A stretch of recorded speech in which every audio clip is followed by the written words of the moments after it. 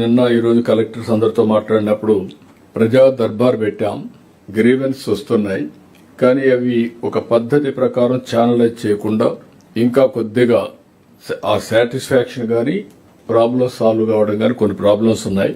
అందుకే every Monday జిల్లాలో మీరు మీటింగ్లు పెట్టుకుంటారు, ప్రజా దర్బార్ పెట్టుకుంటారు. కానీ ఎవ్రీ ఫ్రైడే ఒక నియోజకవర్గానికి వెళ్లి ఆ నియోజకవర్గంలో ఒక హాఫ్ ఎ డే మీరందరూ వన్ డే కానీ హాఫ్ డే కానీ స్పెండ్ చేసి ఆల్ ప్రాబ్లమ్స్ సాల్వ్ చేయగలిగితే రిపీటెడ్ గా 4 విజిట్స్ కంటిన్యూగా ఆ కాన్స్టిట్యున్సీ పోతే మీకు కంట్రోల్ వస్తుంది.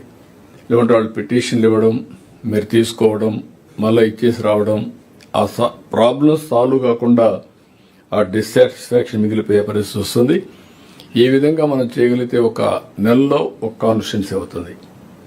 6 నెలలు 7 నెలలు మ్యాక్సిమం 7 కాన్స్టిట్యున్సీలు అవుతాయి. అది అయిన తర్వాత మళ్ళీ ఒకసారి రివ్యూ చేసుకుంటాం. ఏ విధంగా చేయాలనో మనం చేద్దాం.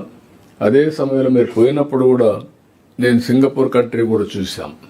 అక్కడ ఆఫీసర్స్ అండ్ పొలిటికల్ అంటే ప్రజాప్రతినిధులు ఇద్దరు కలిసి పర్ఫెక్ట్గా చేస్తున్నారు. దీనివల్ల సమస్య పరిష్కారం అవుతా ఉంది. రెండోది ఒక మంచి ఫలితాలు కూడా వచ్చే పరిస్థితి వచ్చాయి.